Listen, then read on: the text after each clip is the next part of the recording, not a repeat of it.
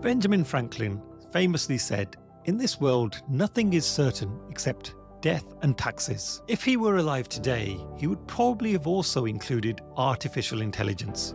The human mind is a marvel of creativity and ingenuity, always pushing the boundaries of invention and discovery.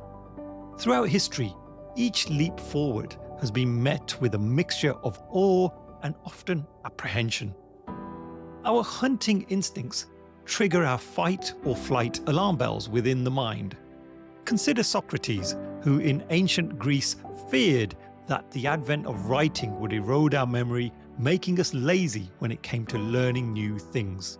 In the 1440s, the advent of the printing press created fears of religious upheaval and the spread of misinformation. The 18th century brought the telephone, igniting concerns about the decline of personal interaction since we no longer needed to have in-person conversations. Then radio and TV broadcasting raised alarms about potential mass brainwashing. And now, as we are starting our relationship with AI, we face a new set of dilemmas. But how do we adapt and work in the new era of AI? In today's episode, we are exploring the superpower of augmented human intelligence. I'm joined by Sammane, who has a rich blend of expertise in applied physics, digital circuit design, nanotechnology, formal methods, life science, and business. Sam is the author of his upcoming book, The Singularity of Hope, which aims to guide readers through the challenges and opportunities of the AI era, advocating for a harmonious fusion of human intelligence and machine capabilities. From the city of Peaky Blinders, Birmingham, England, I would like to introduce you to Paddy Danda.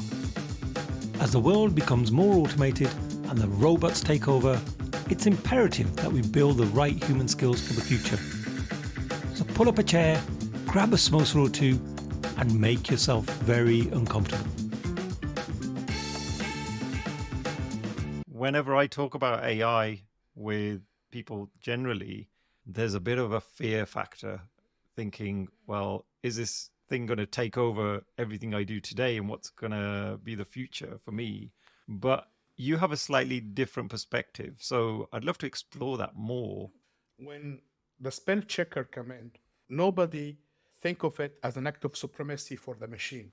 Everybody start using it, but then that the spell checker grow and grow, start guessing word for your search engine, start guessing pages now with ChatGPT, okay? And through these pages to you, we get an illusion of intelligence and we got scared. Nobody got scared of spell checker. Hey guys, it's just a giant spell checker. Slow down. It's very useful. I'm not undermining the huge advancement in AI, generative AI. It's amazing, okay? Because now, instead of correcting or giving you a synonym or guessing a word, it can give you a page, it can write you an article. But it's there. It's only linguistic.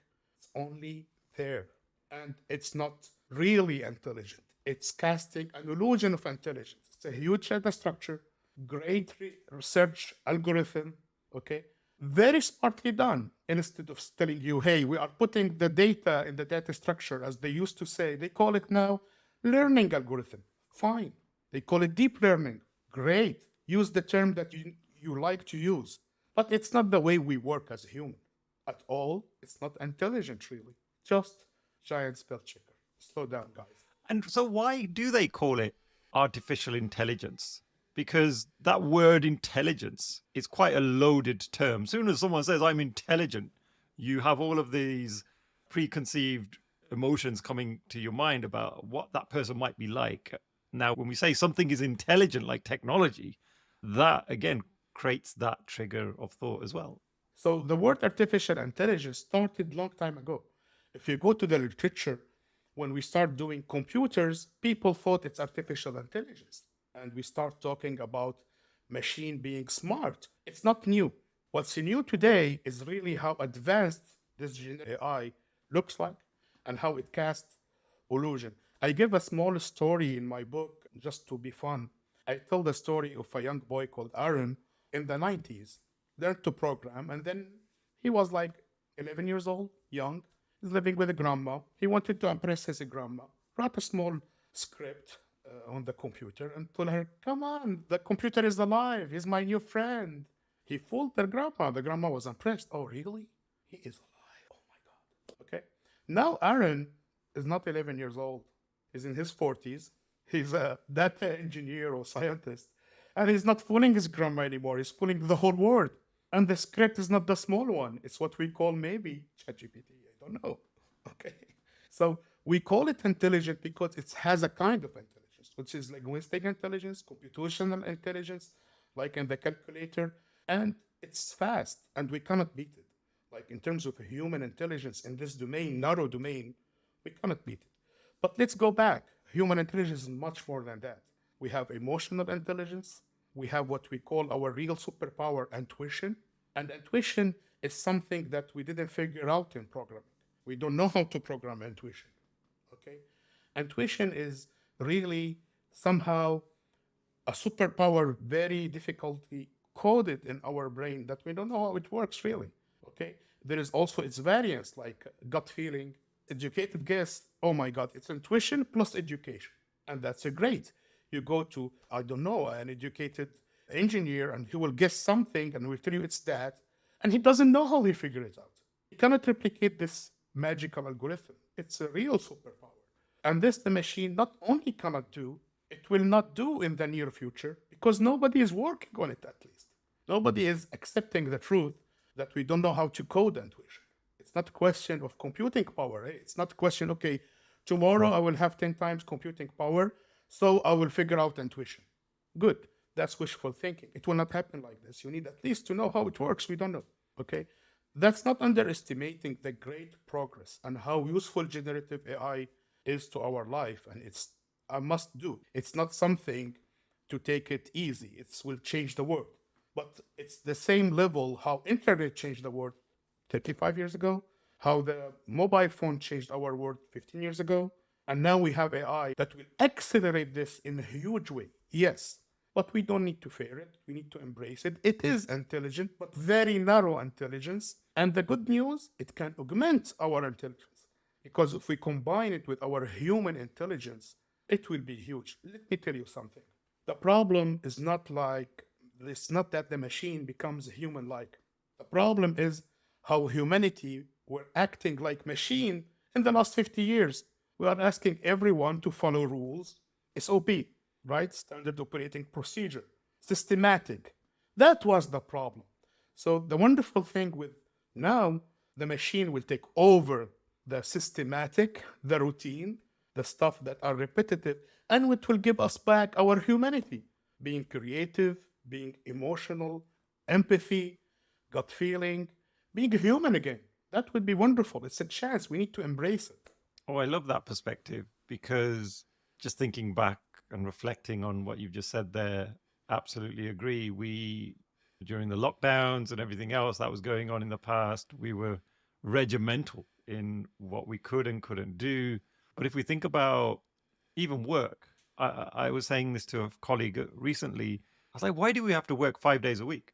And I said, what if we work 3 days a week? You think we could survive? And I came to the conclusion, yes, absolutely. Because based on the income that we're receiving for 5 days, we've created a world around us that then needs to be fed. And if we had 3 days' wages instead, I'm sure we could still survive. We just have to survive on a smaller scale of wants and needs. And imagine what you could do with those other 2 days. So I think when we've done things in a certain way for years and years, we've just been programmed to follow that process. And the human mind thinks, I can't do anything else. And it's a bit like AI now. It's here and it's coming. And I think a lot of us are struggling to go, well, I've got to change. And will it change for the better or the worse? And I think that's been a real dilemma for many of us. So 2023 for me felt like it was like a new toy had been given to us. So we got this Christmas present, OpenAI came along and we unwrapped it. We didn't quite know what the toy would allow us to do, but we were able to play with it and use it for some fun stuff. And then I think people have started to realize we can do some really interesting things with this technology. So 2024, what do you think will be happening in this year? How will AI evolve? What will be some of the practical aspects of AI that will be upon us that we can look forward to? Oh my God, that's a lot of things. So let's start with what you mentioned about mental challenge, practically mental health challenges with the arrival of AI, about working and how we will redefine it. Okay, because you are mentioning 3 days a week. What's coming is worse. Maybe we'll need 1 day a week to work. Maybe we don't need to work anymore because robots are coming. So let's talk about next year, then go a little bit and talk more futuristic things. I think 2024, 2025, it will be the years when we start to figure out how to use this formidable technology. And I project that the domain that will use it immediately is, of course, customer service, sales. This is immediate. Like we have already now digital robot that can call you and you don't know if they are human or not. Okay. And they can call you, do good conversation with you, and then transfer you to a human. It's amazing. Okay. But the next big thing, it will be mostly, in my opinion, in the medical field. A lot of AI application are already being developed. And what happened last year is encouraged a lot of investment. Companies are already working for years, and suddenly we have ChatGPT, a proof of concept. And then people, hey, I have invested. I'm talking about VC, a big investor, invested in this company. Let's check them again. And here, oh my God, why I didn't push them more? And this is what we'll see mostly in 24 and 25. That's, in my opinion, will be the biggest big breakthrough. New systems that will help doctors diagnostic stuff, new kind of treatment, the approach for healthcare at all. It will be really augmented by using the AI. Now, going more into the future, let's go forward. We'll have autonomous cars coming, robo taxi coming. That means all this kind of jobs of Uber and stuff, it may disappear. We'll not need it anymore. Go farther, more and more AI in the industry, industrial robot that exists already. You don't need like a human shaped robot. It could be an arm, but it can do more and more. And suddenly we'll need practically very little amount of human work to sustain humanity. Here where I call it the singularity happens, the economical singularity, or a critical point where really things does not balance anymore. We don't need to work 5 days, 3 days, or even not at all. And here we need to redefine work to embrace back our humanity, create a new kind of job.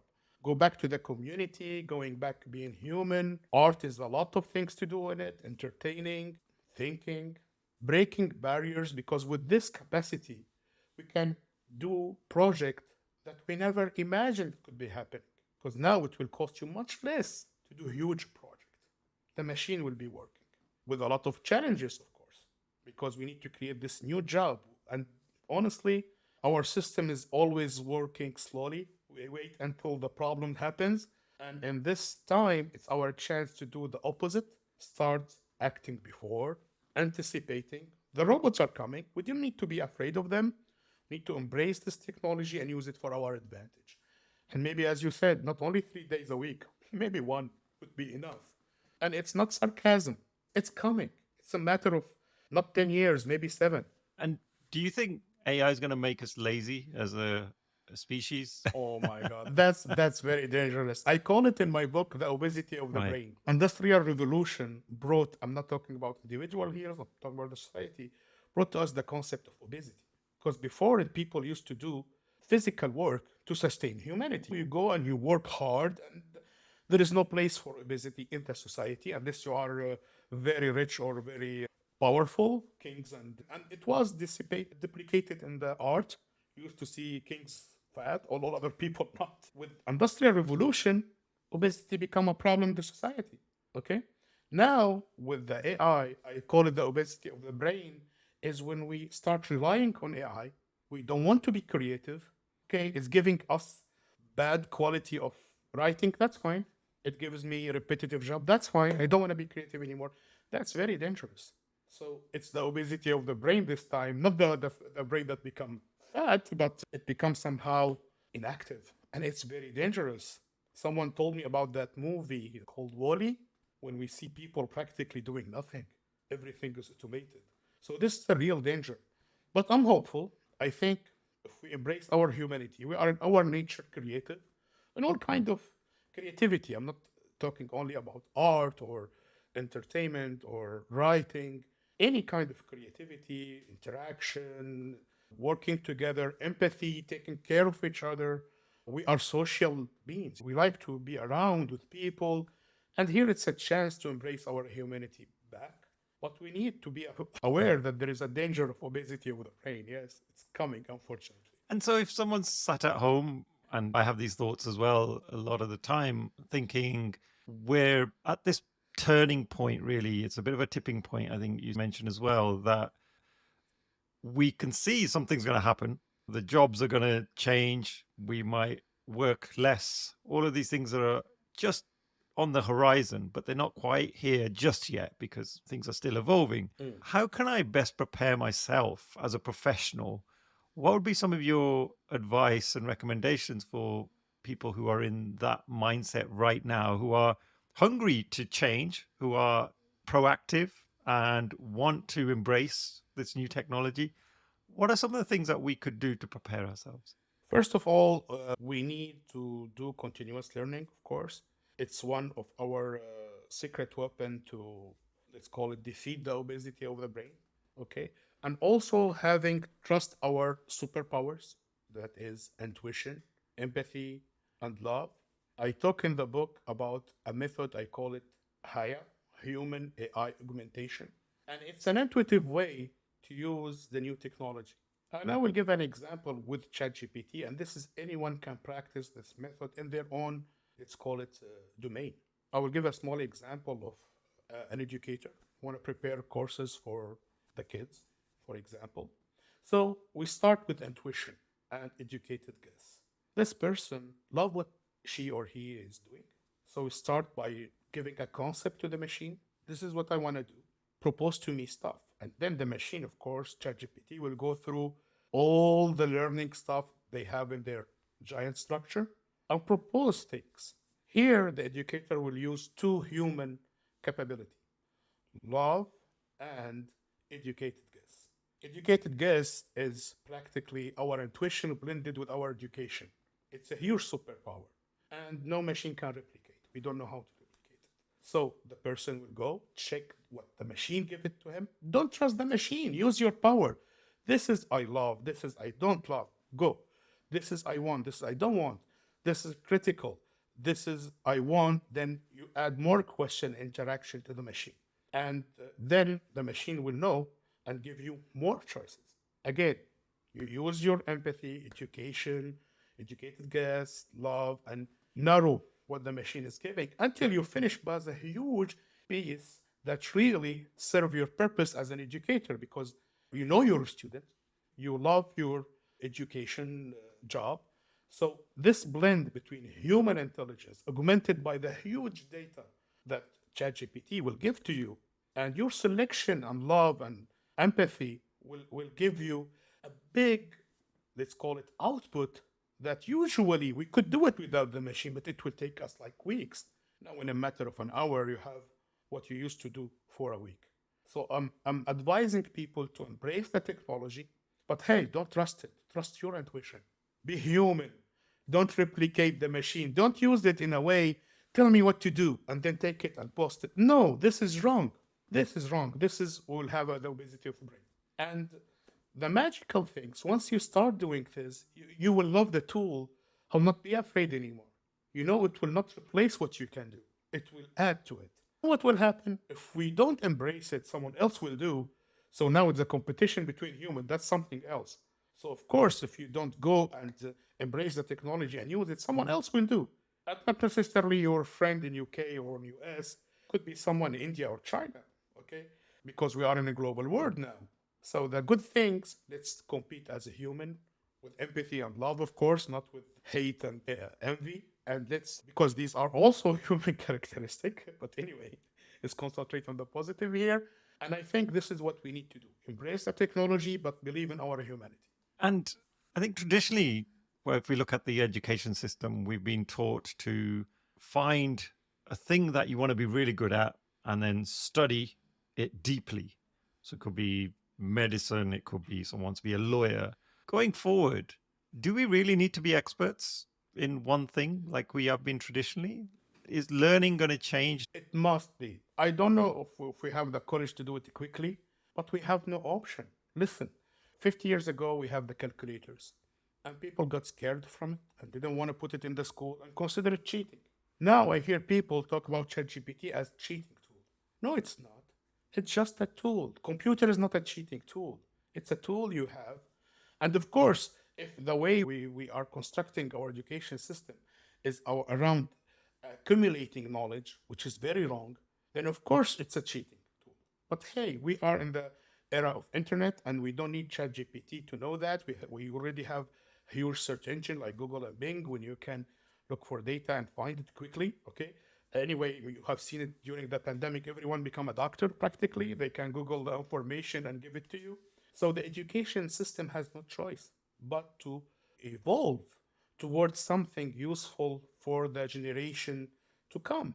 We don't need to accumulate knowledge like before, but we need to cultivate educated guess. We need to teach it because it's education plus intuition. So it needs education. But this education, and it has to have some basic accumulation of knowledge, but not a challenging our brain with the machine, not the competition. Listen, nobody today tell you, hey, you need to have the physical force to beat, for example, a car and run faster. Otherwise, you will not survive. It will look at you, what are you talking about? Okay? The same thing. Why you want to compete with ChatGPT or other AI like BART or anything in terms of accumulation of knowledge and search and giving back to you, or even in calculation and computation. So yes, it needs to evolve. We have no choice. Otherwise, we are putting our generation in a competition with the machine that they cannot win. But they can win in a different way because the machine cannot like be human, can complement our intelligence. It's a must. It didn't yet happen.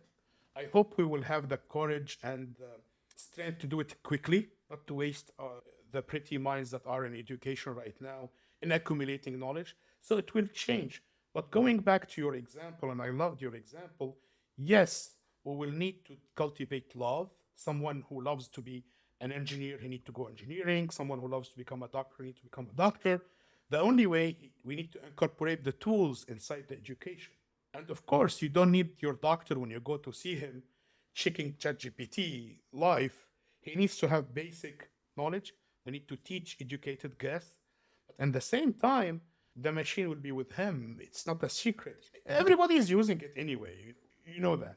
In a way or another. I'm not talking ChatGPT necessarily, but all the tools that we have to consult a knowledge base rather than memorizing in your head. Listen, today we have a phone with us all the time. It's an extension of our intelligence because, hey, I will Google it. I don't need to memorize it anymore. Education system need to evolve and not to throw our kids and our new generation under the bus to compete with machines. We cannot win that. And Sam, if I could give you one superpower to abolish something in the world of work, what would that be for you? Taxes. Taxes is something from the past. It's time it disappeared. Anyway, with the robots coming, we don't need to pay taxes. Let the robot work and pay taxes somehow. Okay? They need to figure it out. It's not acceptable that in this era, we still use the method of the past. Some people tell me, what does that mean? Printing money? I tell them, yes, print money, but don't print it stupidly. We can figure it out. It doesn't matter really if the money comes from our pocket or comes from the central bank, if it's calculated well. Okay? And again, it's a wish. I think we are in the age of AI.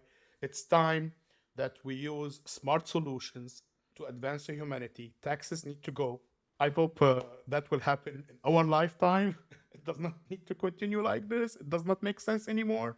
And anyway, the system itself will be broken, the system of taxation, because we will not need a amount of jobs. So who we will tax? And taxing company and innovation, it's a dinosaur solution for a new era.